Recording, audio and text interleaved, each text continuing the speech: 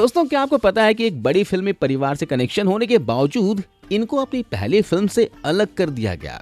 करीना कपूर खान फिल्मों से ज्यादा अपने अफेयर्स और विवादों को लेकर चर्चा में रही हैं। और आखिर क्यों दोस्तों, बैक टू बैक फ्लॉप फिल्में देने के बावजूद ये कंटिन्यू ए लिस्टर हीरोइन के तौर पर बनी रही।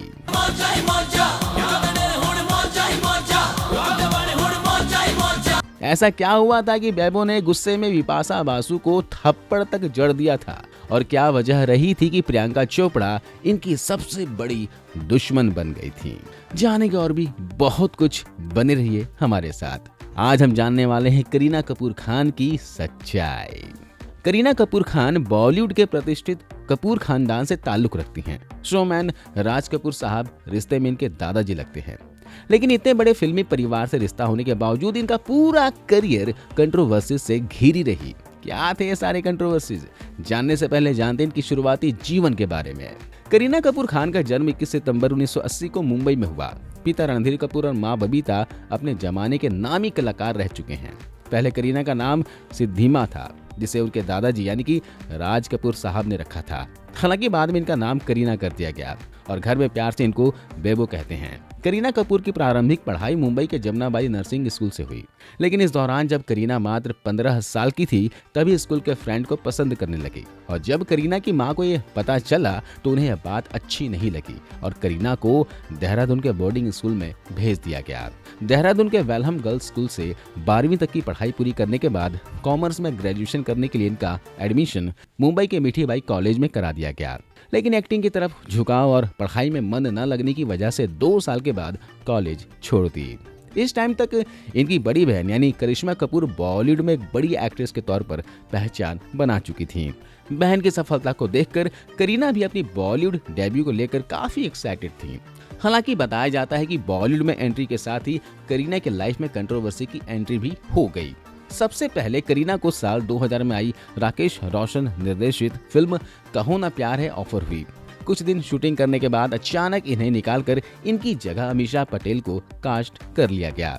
इस बारे में अमीषा से जब पूछा गया तो उन्होंने कहा कि किसी मतभेद की वजह से राकेश रोशन ने करीना को फिल्म से निकाल दिया। और इसी बारे में करीना कपूर ने एक इंटरव्यू में बताया था कि राकेश रोशन ने सिर्फ अपने बेटे के लिए कहो ना प्यार है बनाई थी। उन्होंने अमीषा को वैसा प्रेजेंट नहीं किया जैसा करना चाहिए था। मुझे खुशी है कि मैंने फिल्म नहीं की। वहीं राकेश रोशन से इस बारे में पूछा गया तो इन्होंने इसकी वजह फिल्म के सीन्स में करीना की मां बबीता की ज्यादा दखलंदाजी बताई। सबका अपना अपना पॉइंट ऑफ व्यू था, लेकिन असल सच्चाई क्या थी ये तो किसी को पता नहीं चला। साल 2000 के लास्ट में जेपी दत्ता की फिल्म रिफ्यूजी से डेब्यू करने का मौका मिला। अभिषेक बच्चन की भी डेब्यू फिल्म थी। ऑडियंस ने दोनों की ऑन स्क्रीन जोड़ी को खूब पसंद किया। करीना की एक्टिंग को भी लोगों ने सराहा और करीना को साल के बेस्ट फीमेल डेब्यू के फिल्म फेयर अवार्ड से भी नवाजा गया। इसके बाद साल 2001 में इन्हें सतीश कौशिक की फिल्म मुझे कुछ कहना है में तुषार कपूर के साथ कास्ट किया गया। फिल्म और फिल्म के गाने दोनों सुपरहिट रहे। मैंने कोई जादू नहीं किया, तू ही मेरे पीछे आया पिया। लेकिन इन्हें इसी वर्ष ऋतिक रोशन के साथ फिल्म यादें में काम करने का मौका मिला। हालांकि यह फिल्म बुरी तरह से फ्लॉप साबित हुई। इसी साल इन्हें अशोका और अजनबी जैसी फिल्म में काम करने का मौका मिला। हालांकि यह फिल्में भी कुछ कमाल ना कर सकी। साल के आखिर में इन्हें करण जौहर की बड़ी कास्ट वाली फिल्म कभी खुशी कभी गम में काम करने का मौका मिला। फिल्म ब्लॉकबस्टर रही और इसमें करीना कपूर की एक्टिंग को भी लोगों ने खूब पसंद किया। हालांकि साल 2001 में ही जब करीना बिपाशा बासु के साथ फिल्म अजनबी की शूटिंग कर रही थी तभी कॉस्ट्यूम को लेकर दोनों अभिनेत्रियों में इतना अनबन हुआ कि करीना अपनी आपा खो बैठी और बिपाशा को पहले काली बिल्ली कहा और बाद में थप्पड़ मार दिया। एक्चुअली हुआ ये था कि बिपाशा बासु ने करीना से बिना पूछे इनके डिजाइनर से मदद ले ली। इससे करीना इतनी खफा हुई कि बिपाशा को काली बिल्ली कहकर थप्पड़ जड़ दिया। ये झगड़ा इतना बढ़ गया कि दोनों एक दूसरे का चेहरा देखना तक भी पसंद नहीं करती थीं। ये झगड़ा यहीं पर ही नहीं रुका दोस्तों। करीना ने बिपाशा के एक्स बॉयफ्रेंड जॉन अब्राहम को लेकर बयान दे दिया। करीना ने कॉफी विद करण के दूसरे सीजन में ये कहा था कि वो कभी भी जॉन अब्राहम के साथ काम नहीं करेंगी क्योंकि उन्हें एक्टिंग नहीं आता। इसके बाद सुधीर मिश्रा ने साल 2004 में आई फिल्म चमेली ऑफर की। इसमें करीना को एक वैश्या का किरदार निभाना था। पहले तो करीना ने इस रोल को करने से मना कर दिया, लेकिन फिर डायरेक्टर के समझाने पर वो इस फिल्म के लिए राजी हो गई। वैसे तो ये फिल्म बॉक्स ऑफिस पर कुछ खास कमाल नहीं कर सकी, लेकिन फिल्म में करीना की एक्टिंग को क्रिटिक्स ने खूब सराहा। इसके बाद इन्हें मणिरत्नम की फिल्म युवा और गोविंद निहालानी डायरेक्टेड फिल्म देव में काम करने का मौका मिला और दोनों ही फिल्मों में इनके एक्टिंग की खूब तारीफें हुई। इसी साल इन्हें रोमांटिक थ्रिलर फिल्म ऐतराज और फिदा और रोमांटिक कॉमेडी हलचल फिल्म में काम करने का मौका मिला। जहां बॉक्स ऑफिस पर फिदा एवरेज रही तो वहीं ऐतराज और हलचल सुपर हिट साबित हुई। कहा जाता है कि फिल्म मुझे से दोस्ती करोगे, यादें और मैं प्रेम की दीवानी हूं में साथ काम करने के दौरान ऋतिक और करीना काफी क्लोज आ गए थे और एक दूसरे को डेट करने लगे।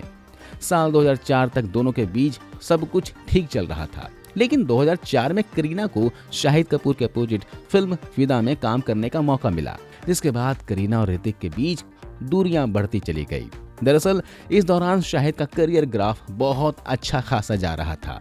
उनकी डांस स्किल्स और उनकी चार्मिंग फेस की दीवानगी हर तरफ थी और इस चार्म से करीना भी नहीं बच सकी और फिल्म में शूटिंग करने के दौरान शाहिद से अफेयर कर बैठी। इसके बाद दोनों ने साल 2006 में आई फिल्म 36 चाइना टाउन और चुप चुपके में साथ काम किया। रियल लाइफ के साथ साथ दोनों की रियल लाइफ केमिस्ट्री भी बढ़ती रही। हालांकि दोनों ने कभी इस रिश्ते को लोगों के सामने एक्सेप्ट नहीं किया। कहा जाता है कि इस दौरान एक न्यूज एजेंसी ने दोनों की एक इंटीमेट किसिंग फोटो छाप दिया। इसके बाद जो इनकी छिपी हुई लव स्टोरी थी वो लोगों के सामने आना लाजमी था। हालांकि तभी करीना ने उस न्यूज एजेंसी पर यह कहते हुए FIR करवा दिया कि उन्होंने उनकी डुप्लीकेट फोटो छाप दी है, जबकि न्यूज़पेपर एजेंसी अपनी बात पर कायम रही। साल 2004 करीना कपूर के लिए एक और मुसीबत लेकर आया। 2004 में आई फिल्म ऐतराज में करीना और प्रियंका ने साथ काम किया था। इस फिल्म में करीना ने जहां अक्षय कुमार की पत्नी का पॉजिटिव किरदार निभाया था, वहीं प्रियंका चोपड़ा एक वैम्प के किरदार में दिखाई दी। इस फिल्म में पहले करीना को प्रियंका चोपड़ा वाला रोल ऑफर हुआ था, लेकिन करीना ने उसे यह कहते हुए करने से मना कर दिया कि भारतीय महिलाएं पॉजिटिव रोल वाले किरदार से ज्यादा रिलेट कर पाएंगी। और जब फिल्म रिलीज हुई तो सारा क्रेडिट प्रियंका चोपड़ा ले उड़ी। ऑडियंस ने वैम्प रोल में प्रियंका को ज्यादा पसंद किया और करीना का किरदार उनके आगे कहीं दब सा गया। दरअसल प्रियंका को बॉलीवुड में कदम रखे मात्र 2 साल ही हुए थे, वहीं करीना प्रियंका से सीनियर थी। ऐसे में इतनी जल्दी प्रियंका को मिली प्रसिद्धि करीना हजम नहीं कर पाई। और तो और फिल्म के बाद जहां अवार्ड फंक्शन में करीना का कहीं जिक्र तक नहीं आया, वहीं प्रियंका ने बेस्ट एक्ट्रेस के नेगेटिव किरदार के फिल्म फेयर अवार्ड भी अपने नाम कर लिया। कहा जाता है कि यहीं से दोनों के बीच कोल्ड वॉर स्टार्ट हुई। फिर साल 2006 में दोनों ने शाहरुख खान के साथ फिल्म डॉन में काम किया। प्रियंका चोपड़ा इस फिल्म में लीड रोल में थी, तो वहीं करीना का रोल सिर्फ आइटम नंबर का था। 2006 में ही करीना को मल्टी स्टारर फिल्म ओमकारा में काम करने का मौका मिला। फिल्म बॉक्स ऑफिस पर हिट साबित हुई। लोगों ने इनकी एक्टिंग को खूब सराहा। इसके बाद आया साल 2007, जिसने करीना कपूर को टॉप हीरोइनों की लिस्ट में शुमार कर दिया। शाहिद कपूर के साथ आई फिल्म जब वी मेट में करीना ने गीत का किरदार निभाया, जिसने सभी का दिल जीत लिया। हर आम लड़की इस कैरेक्टर से खुद को जोड़ के देखने लगी। इस फिल्म के जरिए करीना ने बेस्ट एक्ट्रेस का फिल्म फेयर अवार्ड भी अपने नाम कर लिया। कहा ऐसा जाता है कि इस फिल्म में हीरो के तौर पर पहले बॉबी देओल को साइन किया गया था, पर करीना के इंटरफेयर पर बॉबी को फिल्म से निकालकर शाहिद कपूर को कास्ट कर लिया गया और फिल्म के शूटिंग के दौरान करीना और शाहिद का इंटीमेट MMS लीक हो गया था। सोर्स के मुताबिक यह वीडियो शाहिद के फोन से रिकॉर्ड किया गया था। यह वीडियो जब इंटरनेट पर लीक हुआ तो करीना शाहिद से इतनी नाराज हुई कि उनसे नाता ही तोड़ लिया। जब दोनों से इस वीडियो के बारे में पूछा गया तो दोनों ने इसे फर्जी बताकर बदनाम करने का आरोप लगाया। इसके बाद दोस्तों करीना कपूर की multi starrer film Golmaal returns release हुई, जो बॉक्स ऑफिस पर एवरेज रही। तो वहीं सैफ अली खान के साथ आई इनकी फिल्म टशन बॉक्स ऑफिस पर बुरी तरह से फ्लॉप साबित हुई। साल 2007 में MMS लीक होने के बाद जहां करीना ने शाहिद से रिश्ता तोड़ लिया था, तो वहीं प्रियंका ने शाहिद को अपने प्यार में गिरफ्तार कर लिया। वैसे तो प्रियंका और शाहिद के प्यार के चर्चे तो होते रहे, लेकिन इस पर सहमति तब मिली जब प्रियंका के घर रेड पड़ा। कहा जाता है कि जब प्रियंका के घर इनकम टैक्स की रेड पड़ी तो उस समय उनके घर पर शाहिद भी मौजूद थे। मीडिया रिपोर्ट्स के मुताबिक करीना अब प्रियंका से ज्यादा हर्ट हो चुकी थी और जब वो प्रियंका की फिल्म या एक्टिंग की कमी नहीं निकाल सकी तो उनके एक्सेंट पर सवाल उठा दिया, क्योंकि अब प्रियंका को कुछ हॉलीवुड फिल्मों के ऑफर आने लगे थे। जिसके बाद करीना ने उनके एक्सेंट का मजाक बनाने की भरपूर कोशिश की और इसके जवाब में प्रियंका ने यह कहकर पलटवार कर दिया कि उनका यह एक्सेंट वहीं से आता है जहां से इनका बॉयफ्रेंड सैफ का आता है। दरअसल साल 2008 में आई फिल्म टशन में काम करने के दौरान करीना और सैफ बेहद क्लोज आ गए और एक दूसरे को डेट करने लगे। हालांकि पब्लिकली इन्होंने इस रिश्ते को कोई नाम नहीं दिया था, लेकिन प्रियंका के कमेंट ने इस रिश्ते का सच खोलकर रख दिया था। खैर, अब तक प्रियंका नेशनल अवार्ड जीत चुकी थी, लेकिन करीना को यह मौका नसीब नहीं हुआ था। इसी बारे में बात करते हुए जब करीना कपूर से यह पूछा गया कि मधुर भंडारकर प्रोडक्शन की कौन सी फिल्म ज्यादा अच्छी लगती है, तो करीना ने इसके जवाब में हीरोइन फिल्म का नाम ले लिया। और जब उनसे यह पूछा गया कि मधुर भंडारकर की फैशन मूवी कैसी लगी, जिसमें प्रियंका चोपड़ा को नेशनल अवार्ड दिया गया, क्या वो फिल्म करीना को पसंद नहीं आई, तो इसके जवाब में करीना ने कहा कि उन्हें हीरोइन फिल्म पसंद है और जहां तक बात है नेशनल अवार्ड की, तो मैं इन सब पर बिलीव नहीं करती। और करीना की इस बात का जवाब देते हुए प्रियंका ने इतना कहा कि अंगूर खट्टे हैं। वक्त के साथ प्रियंका हॉलीवुड की फिल्मों में बिजी हो गई और धीरे धीरे इनकी आपसी दुश्मनी भी दूर होती चली गई। जब करीना अपने करियर की ऊंचाई पर थी तो उस समय सिर्फ प्रियंका ही नहीं थी जिसकी वजह से वो परेशान रही। साल 2009 में करीना ने सैफ अली खान के साथ फिल्म कुर्बान में काम किया और जब इस फिल्म का पोस्टर आउट हुआ तो फिल्म इंडस्ट्री से लेकर सड़कों तक बवाल मच गया, क्योंकि फिल्म के पोस्टर में करीना को टॉपलेस दिखाया गया था, जिस पर महाराष्ट्र के पॉलिटिकल पार्टी शिवसेना द्वारा फिल्म के पोस्टर को अश्लील करार देते हुए फिल्म को बैन करने की मांग होने लगी। साल 2012 में करीना कपूर ने सलमान खान के साथ फिल्म दबंग 2 में एक आइटम सॉन्ग किया, जो कि सुपर डुपर हिट रहा। मैं तो तंदूरी मुर्गी हूँ यार, कट काले सैया एल्को आन से। हालांकि इस गाने पर बात करते हुए शबाना आजमी ने करीना के इस गाने को घटिया करार दिया। साथ ही कहा कि मैं उन औरतों के खिलाफ हूं जो आइटम नंबर में काम करती हैं। शबाना आजमी के इस स्टेटमेंट की चर्चा बार बार होती रही। हालांकि करीना कपूर खान ने इस बारे में खुलकर कुछ नहीं कहा। इसके बाद साल 2013 में करीना संजय लीला भंसाली के साथ एक फिल्म को लेकर विवाद में आ गई। दरअसल संजय लीला भंसाली अपनी फिल्म रामलीला में करीना को साइन किया था, जिसे करीना ने साइन करने के बाद छोड़ दिया। करीना का कहना था कि शूटिंग के लिए लगातार 3 महीने तक डेट्स की प्रॉब्लम के चलते इन्होंने रामलीला को छोड़ दिया, जबकि संजय लीला भंसाली का कहना था कि इन्होंने खुद ही करीना को फिल्म से बाहर कर दिया था। उन्होंने फिल्म से हटाए जाने की वजह बताते हुए कहा कि जब तक फिल्म रामलीला रिलीज होगी करीना और सैफ शादी कर चुके होंगे। ऐसे में उनके रोमियो और जूलियट प्ले पर आधारित इस फिल्म की मुख्य भूमिका में लोग करीना को पसंद नहीं करेंगे। कोई भी शादीशुदा महिला इस रोल में फिट नहीं बैठेगी, फिल्म पर बुरा असर पड़ सकता है। इसके बाद करीना की शादी ही अपने आप में एक विवाद का रूप ले लिया।